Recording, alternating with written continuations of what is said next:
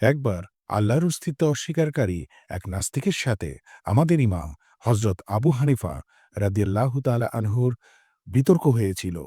বিতর্কের বিষয় ছিল পৃথিবীর কোনো সৃষ্টিকর্তা আছে কিনা।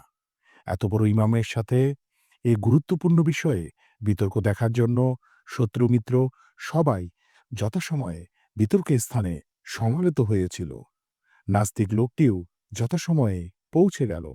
কিন্তু হজরত ইমাম আজম নির্ধারিত সময়ের অনেক দেরিতে সমাবেশে উপস্থিত হলেন। নাস্তিক পণ্ডিত ব্যক্তিটি জিজ্ঞেস করলেন, আপনি এত দেরি করলেন কেন? তিনি বললেন, জঙ্গল দিয়ে আসার সময় এক অদ্ভুত ঘটনা চোখে পড়ল। সেটা দেখে আমি আশ্চর্য হয়ে ওখানে থমকে দাঁড়িয়েছিলাম। ঘটনাটি হলো, নদীর কিনারে একটি বৃক্ষ ছিল। দেখতে দেখতে সেই বৃক্ষ নিজেই কেটে পড়ে গেল। এরপর নিজেই তক্তায় পরিণত হলো।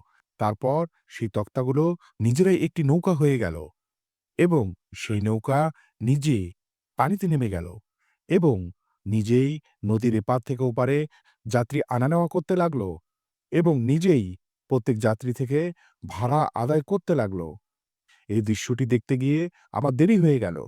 নাস্তিক পণ্ডিত একথা শুনে অট্টহাসি দিল এবং বলল, আপনার মতো একজন বুজুর্গ ইমামের পক্ষে এরকম জঘন্য মিথ্যা বলা খুবই আশ্চর্যের ব্যাপার। এরকম কি নিজে নিজে কিছু হতে পারে? কোনো কারিগর না থাকলে এরকম কাজ কিছুতেই হতে পারে না।